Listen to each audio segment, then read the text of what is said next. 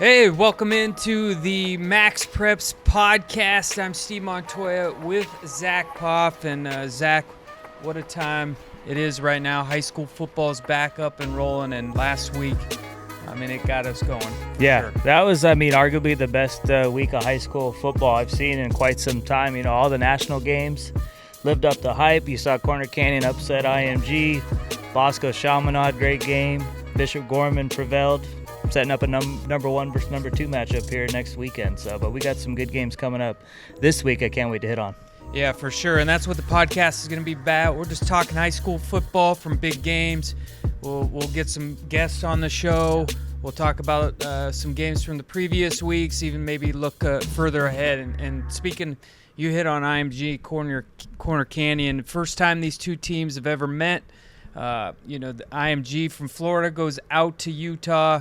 21-7, then it's 28-14 at half. What are you thinking at that point? And then what a finish and what a victory for Corner Canyon. Hey, I'm not going to lie. I was feeling kind of dumb because I was the only one that picked Corner Canyon. It was 28-14 at half, and, IMG was just dominating the line of scrimmage, doing whatever they wanted on offense. But Jackson Dart's little bro, Diesel Dart, made the play of the game for me. It was 28-14 IMG, 4th and goal at the 8, and he makes a big-time tackle to get a turnover on downs, and really from there, Corner Canyon kind of just took control. And Helaman Kasuga, 4-star junior quarterback, he was throwing dimes. And, 24/7 Sports was spot on with Jerome Miles, listed him as a 5-star wide receiver because he was the best player on the field last Thursday night. He went for 6 grabs for $125 and 3 tutties. Had that big-time one-handed touchdown too. But a great win, and that just shows you, man, don't be scared to play big-time programs like IMG Academy because you look at Corner Canyon, they went from 18 to number 6 in the top 25 rankings, and a lot of teams won't want to play a team like IMG, but that just shows you got that team chemistry. Sometimes that means more than having a bunch of all-stars on one team. Yeah, and what do you think for IMG? Obviously they play a national schedule. Yeah. They want to play anybody, anywhere, and then they come out and take a tough loss here in week 1. We're going to hit on the game coming up. But for them, going 0-1, it really hurts their chances to be number 1 at the end. Yeah, it's tough because, they don't play in a playoff format where you can get hot like a Mater Dei or Bosco if they drop a game earlier in the season. You win that CAF section title, win a state title, that goes a long way. So IMG doesn't have that opportunity. So, yeah, it will be tough, but luckily for IMG, they get Bergen this week, and then they play Cocoa the following week. So if they go back-to-back performances with big wins, that could go well for them to see them jump back into the top 5, top 6 possibly. Yeah, another game we saw this weekend at the Broward County Showcase was St. Thomas Aquinas. Yeah. Bishop Gorman, another fantastic football game.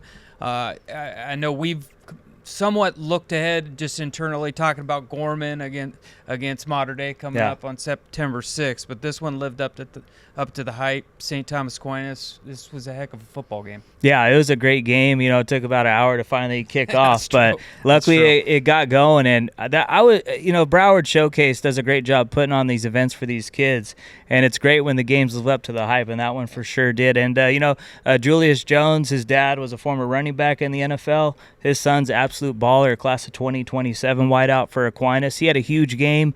He had that long touchdown to put them up 21-10 in the third. And it's like, oh man, Aquinas might pull this off, but then Gorman did what they needed to do, found a way to win. I was super impressed with Melvin Spicer, a senior quarterback, kind of getting under-recruited, a low 3-star.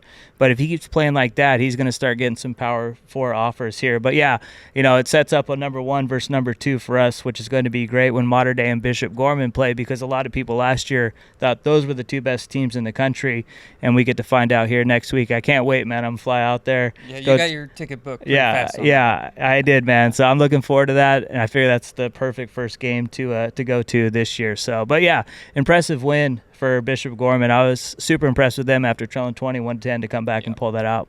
Yeah, 22 in a row for the Gales. So heading into Santa Ana, that's going to be a good one for sure. And the Florida teams, didn't have the greatest weekend, but they showed out. They played well. Like Chaminade Madonna, they played well when they were playing St. John Bosco. That was another great football game. We were talking about it earlier. You were hitting on how young St. John Bosco is and how bright their future is next year. But they're not bad this year either. Yeah, and that's what I was saying, man. Get them now if you can, because they're going to be so much better even halfway point of this year. But I was impressed, man. This thing with Jason Negro. Yeah. He's got his team ready to go.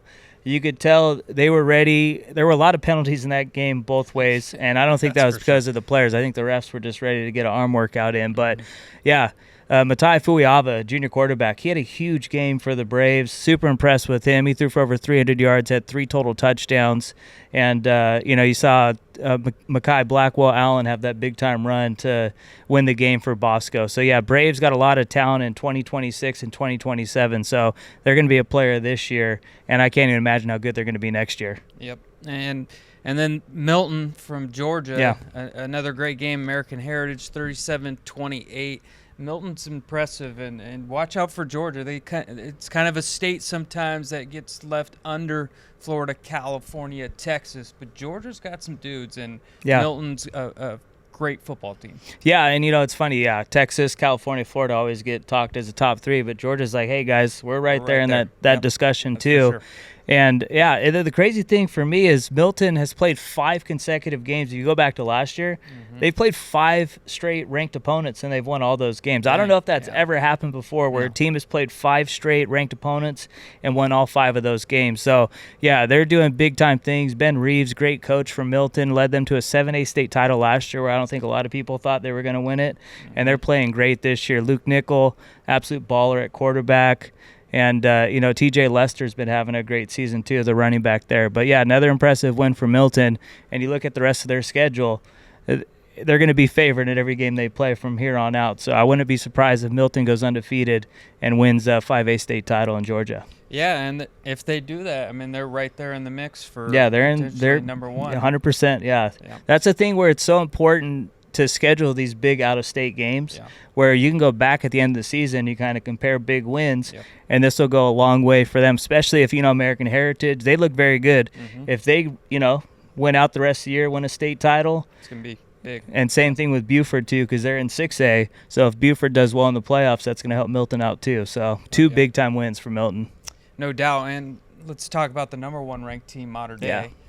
They played Centennial. Who saw on Longstreet, so, but So does that waver your opinion on Modern Day at all, or you just think that, hey, game 1, Centennial's a great football team, it's a good game, we'll see what they got September 6th? Yeah, I mean, I feel like Modern Day's ranked where they should be. I feel like you look at this team, most complete team in the country for me. They got the best receiving core. They added Chris Henry Jr., a 5-star in the class of 2026, to go with Marcus Harris, an Oklahoma commit, to go with Caden Dixon Wyatt, one of the best receivers in the class of 2026. I was impressed with Dash Byerly, Washington commit at quarterback. Big shoes to fill. Elijah Brown was a big-time winner at Modern Day, and Dash was balling. Jordan Davison, stud running back. And then the defense, they're loaded all 3 levels, too. So, we'll find out September 6th because Gorman's going to be ready. Gorman has gotten better each week. They came out a little flat, some turnovers, penalties against Kahuku. Looked better in the second half against Aquinas, so I think they got a lot of momentum going into that game. If I had to pick right now, I'd go Modern Day, but we'll do picks next week, so we'll see. I'm sure we'll be talking about that. Yeah, game maybe a little next week. All right, let's look ahead, and it's great when games are on Thursday. Yeah, love it. It kind of kicks the week off, and we're talking about IMG. They're going to be playing Bergen Catholic at the Battle at the Beach. Yeah, and a bounce back game potentially for IMG. Yeah. And Bergen Catholic, we'll see what they're made of right out of the gate. This is their first game. What do you see between number 10 and number 17? Yeah, I'd expect IMG to bounce back. They've never started 0-2 in program history. You got to go all the way back to their inaugural season. First time they played football, they lost 2 games that year. Only time they've ever dropped 2 games in a season. I think IMG is going to bounce back in a big way, and I expect them to win by a couple touchdowns against Bergen. But we'll see, man. Bergen Catholic's got some ballers. Quincy Porter, Ohio State commit. He was our MaxPreps New Jersey Player of the Year as a junior last season, big-time wide receiver. So we'll see. And I know they want to, do better than they did last year against a nationally ranked team from Florida in Chaminade-Madonna. They got beat pretty bad, so they want to have a better effort this year. But I think IMG is going to bounce back, and, they're going to be hungry this week after having that sour taste in their mouth from losing 35-34. Yeah, last time these two teams met, 59-47 shootout back in 2000. Jarrett Guarantano, quarterback for Bergen Catholic, former Tennessee stud. So, nice. Yep. And you know who the quarterback was for IMG? Shea Patterson. Okay. Yeah. I wouldn't have got that one. All right, let's look now. We also have another great game. St. Joseph's Prep, St. Edward's battle two top 25 teams. This, at least in the MaxPreps era, this first time these two teams have met. And you know, Philadelphia or Pennsylvania against Ohio. Yeah. These are just two states. You know they're going to be hitting each other hard, and this is going to be a great football game on the field. Looking forward to this one. Yeah, those two states, man. That's like, you know, bring your lunch pail to work day, you know? Exactly. Like those are hard hats, everything, where they're just gritty states when it comes to high school football. And these are two of the most winningest programs. You know, St. Edward has won 7 state titles since 2010, 3 consecutive D1 state crowns. In St. Joe's Prep, they've won 8 since 2013, and they're the back-to-back 6A state champs. And, you know, St. Edward's looked very good last week. 28-0 shutout win against Pickerington North. St. Joe's Prep, this will be the season opener. Yep. They got some dudes, man. And, you know, they got Marvin Harrison Jr.'s little brother, Jet Harrison. I don't think he's going to play much as a freshman this year, but he'll be a name to watch down the road. But St. Joe's Prep, they're loaded with 4 and a couple of 5 stars, 3 stars. I think they're going to pull out a win here on Saturday in their season opener against a very tough St. Ed squad. All right, we're going to go back to California, and actually not very far from us down the street. This one, right now, you know, Sarah and Folsom, it's become a little bit of a rivalry in the last couple years playing. Sarah's took the last couple games from Folsom, and right out of the gate, this could be potentially who gets that open bid from Northern California. Obviously, De La Salle's in the mix, and they play Grant this week as well. But Sarah, Folsom, we got to see a little bit of Ryder Lyons and what he's made up with that run. That dude he's nasty. He's the real deal. Yes. So Sarah, Folsom. Sarah lost a lot of dudes from last year.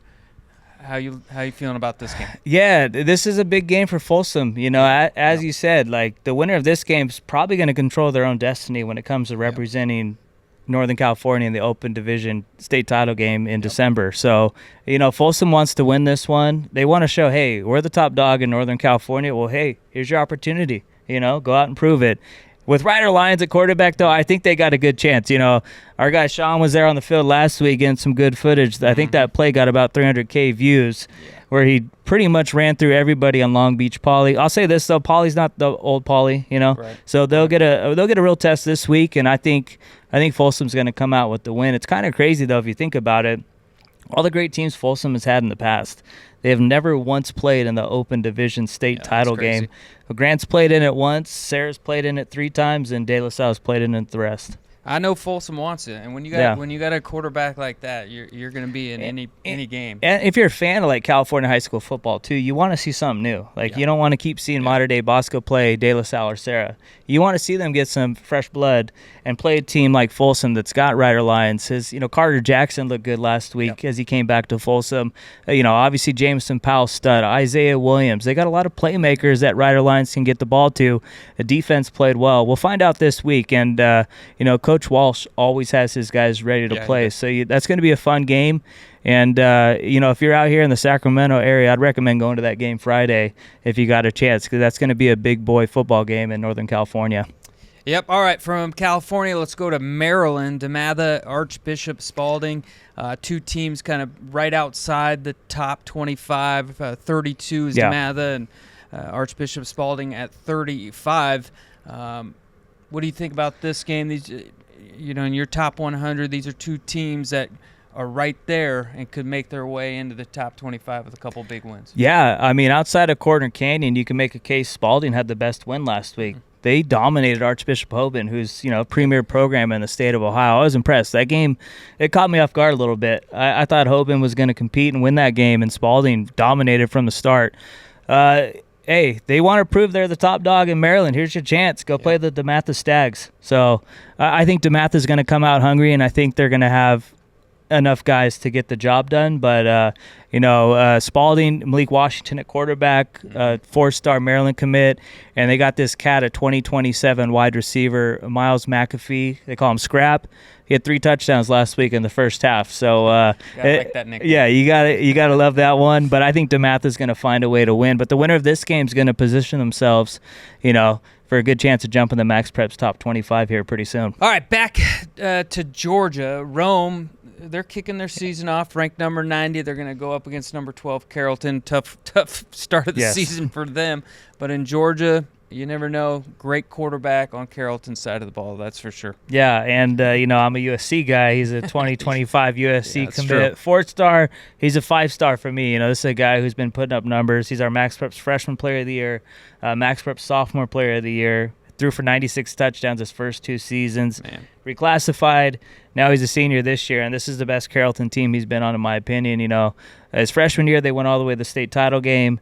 Last year, made it to the quarterfinals. This year, I think they're going to have a good chance to win the 6A state title. Big test this week, though. Rome, luckily no one was hurt seriously when their bus got into that accident, so they had to cancel their first game. So they get to play Friday night. They got a linebacker, Jaden Harmon, one of the best in the country, an Alabama commit. So it's going to be a fun matchup, but I think Carrollton's got too many playmakers for Juju to get the ball to. Ryan Mosley, Peyton Zachary, a couple of stud running backs, very good defense. I think it's going to be a tough night for Rome. I expect Carrollton to win by a couple touchdowns. All right, Florida, Northwestern, Venice, good matchup in the state of Florida. What do you like in this game? Hey, Teddy Bridgewater era full in effect right now. Northwestern, that was a nice win last week. They won 45-0 against Coconut Creek, and they're playing great ball right now. I'm on the bandwagon, man. I think Teddy Bridgewater has already turned this program back to what it used to be. Back when he was a quarterback there, they were competing for national championships. I don't know if they're going to be quite there this year, but they're going to definitely be in the mix to win a state title. They get a chance to prove it, though, this weekend against Venice. Venice put up 63 last week. They got Winston Watkins Jr., a stud wide receiver. He went for over 150 yards and 3 touchdowns last week. So I expect a lot of points, but I think Northwestern's going to find a way to win. This team is just fully back in Teddy Bridgewater. Calvin Russell, absolute stud, 5-star junior wide receiver too. So I think if you're the scoreboard guy at that game, you're going to probably hurt your fingers punching in all those numbers. So yeah, and how cool is that for the kids on that team when you get – it's not like he was in the NFL a long time. Yeah, I think he's 31, 32. Yeah. He's still young. And sometimes when former NFL guys come back, they've been retired for a long time, and some of the players may not have watched them play. He was in the NFL not long ago. Yeah, it's funny, too, because right when he retired after your Niners took down the Lions in the NFC Championship game, that's right, everybody knew he was coming to coach at Northwestern. So this is something that was already in the making, and I love just the way that he's, he puts a whole city of Miami on his back and represents for the Northwestern Bulls. So it's good to see Northwestern back on the map because this is one of the premier programs in South Florida, and it's always better when they're playing like this. Yeah, no doubt. All right, we're going to finish back in Utah. We started with Corner Canyon. They got Lone Peak 2-0 in-state matchup. Maybe a little bit of big win hangover. If you're Lone Peak, that's maybe your lone chance. Does Lone Peak have a real chance? I think they game? do. The reason why I say they have a chance is Corner Canyon's riding that high right now, too. Yeah, they just beat IMG Academy. They're feeling, untouchable. Hey, Lone Peak, man, there's something different about these in-state games where you play teams They always play Corner Canyon tough. They're very good in the trenches, have a great offensive line, good defensive line, and that's usually where games are won. But I'll say this, man, Corner Canyon's offensive line showed they can hang with just about anybody last week the way they played against a loaded front seven that IMG has. Corner Canyon's right up there with Bishop Gorman, Mater Dei, and IMG, one of the premier offensive lines. There's a reason why Hellman Kasuga is getting all this time to throw for 400 yards every night. And he's one of the number 1 player pages on MaxPreps the last couple weeks. A lot of interest in him. Yeah. All right, Zach, that's MaxPreps Podcast number 1. Next week we'll be back, and we were going to have a lot to talk about What do I always say, man? Get your popcorn get it ready for next week. I can't wait, man. It's going to be fun. All right, Steve Montoya, Zack Poff, thanks for tuning in.